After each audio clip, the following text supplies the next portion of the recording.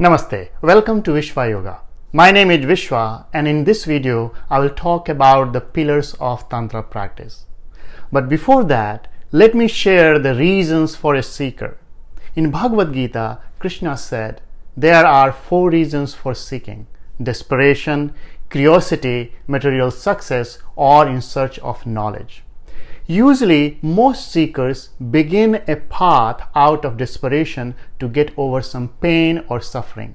So no matter which path or school of Tantra you seek to practice, there are 3 main common aspects or pillars: Tantra, Mantra and Yantra.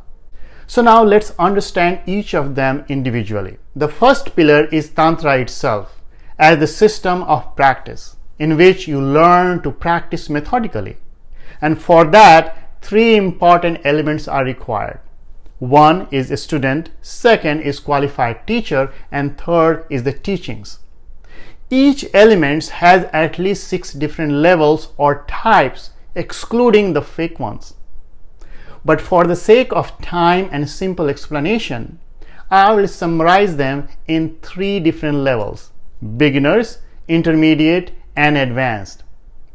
So, in beginner stage, you are a seeker looking for something which stimulates intellectually, resonates logically, and you find something convincing for the reason you are seeking.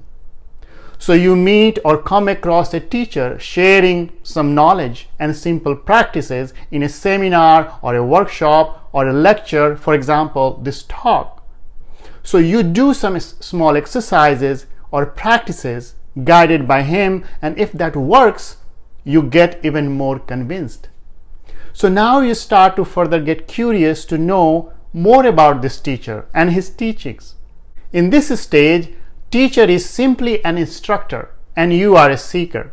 The teachings here are limited to the very basic level, and a student-teacher relationship is very casual with limited responsibilities. At this level, you will find many instructors with different approaches to cater the needs of diverse students. Once you start to like and follow a teacher and want to move further to next level, you have to be straightforward with the teacher.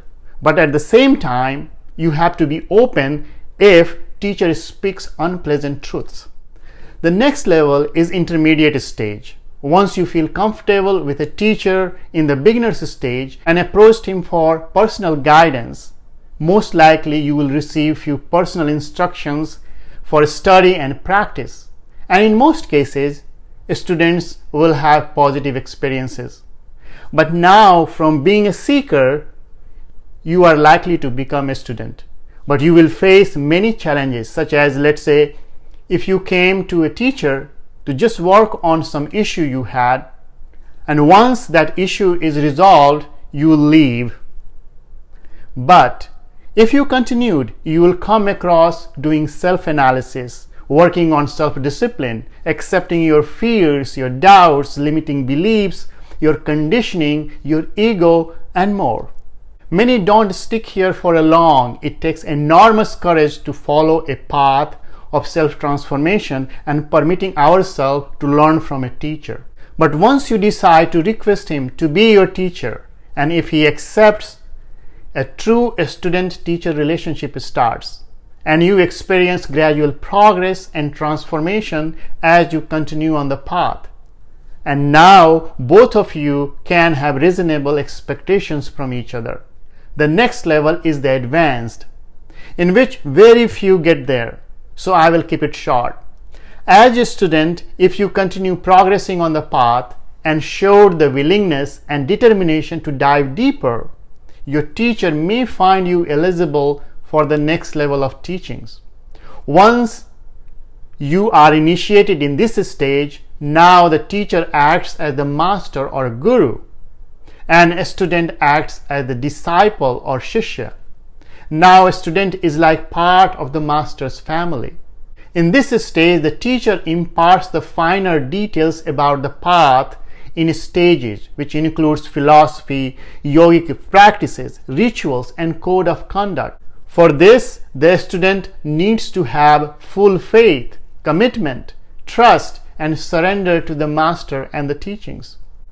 There is no space for doubt or skepticism. Having a true master is like having a guide on your journey who knows all the pitfalls on the path. Usually a guru tests the dedication, devotion, and true desires of a student before imparting to this level of knowledge. Most of the genuine masters do not entertain those seekers who are simply interested in having an experience or just want to learn in exchange for the money. I must point out here that today most of the teachers are instructors, and a small percentage are teachers, and within teachers there are different levels as well.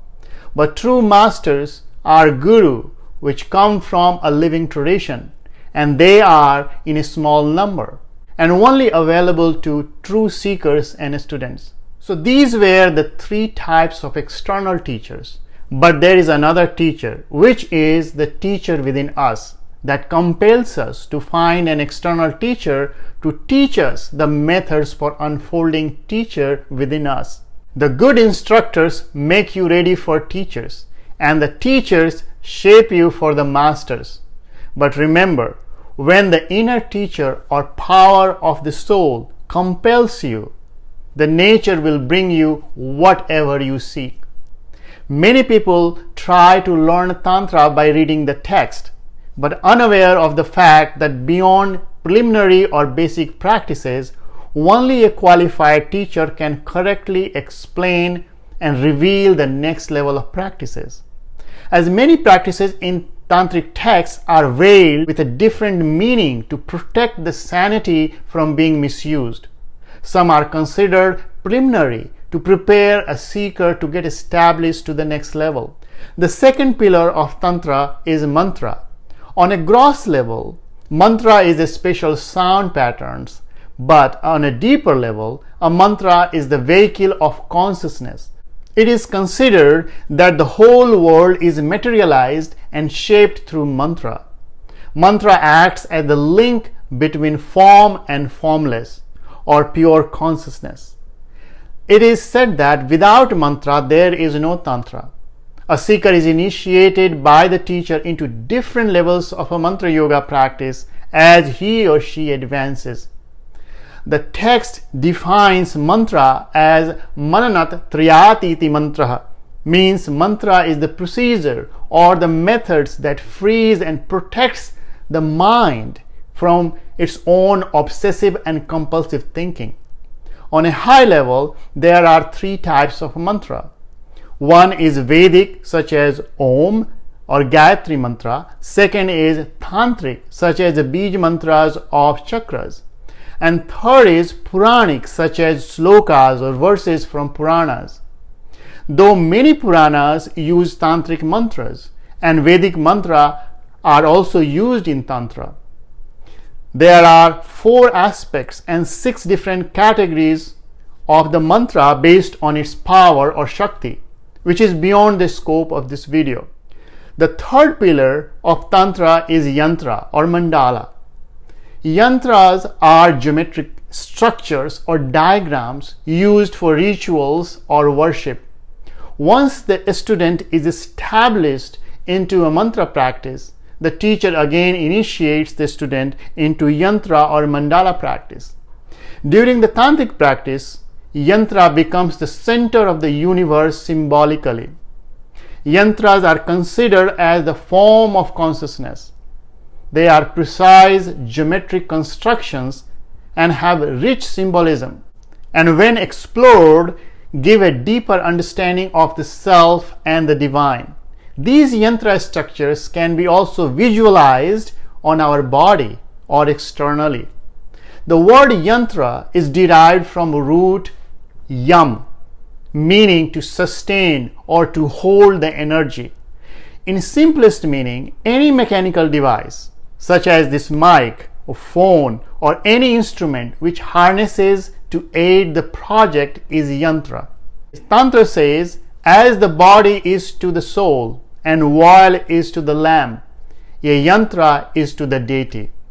As you can see the triangle pointing upwards representing a yantra of male principle. such as male genital called lingam, usually represented as Shiva, the triangle pointing downward representing a yantra of female principle, such as female genital called yoni, usually represented as various forms of Shakti such as Durga, Kali. Here is the simplest example when male and female principle come together as half male and half female, referred as Ardhanarishwara, represents the union of Shiva and Shakti, or from duality to non-duality. In another example, you can see a yantra of Anahata Chakra or heart center with a Tantric Bij mantra Yam. It is mentioned in several texts that the heart center is the seat of consciousness. Yantra has three main principles and consists of 6 major components such as dots or bindus, triangles, circles, squares, lotuses, and seed mantras, which is beyond the scope of this introductory video. Both mantra and yantra were revealed to sages during the deep meditative state. In the essence, mantra, yantra, and deities are the same. Most mantras are associated with a deity. A mantra is a subtle form of yantra, and yantra is the abstract translation or form of yantra or a deity, and a deity is the gross form of mantra. So Tantra, Mantra and Yantra are 3 main pillars of Tantra, and at the core it focuses on the deity. But yoga is an integral and practical application of Tantra. Depending on the nature of the practice, one or more yoga systems are used, but mantra is the must. Any tantric practice without application of yoga is not a tantra practice, and you must have the guidance of a qualified teacher. As my teacher said, Tantra is not learned but received. So this was a summary of pillars of Tantra practice. In my next video, I will talk about the goals and the blessings of Tantra practice. Thank you for watching and have a wonderful day. Namaste. Thank you so much for listening. If you like the information, please subscribe, like, and share so that everyone else can also enjoy this.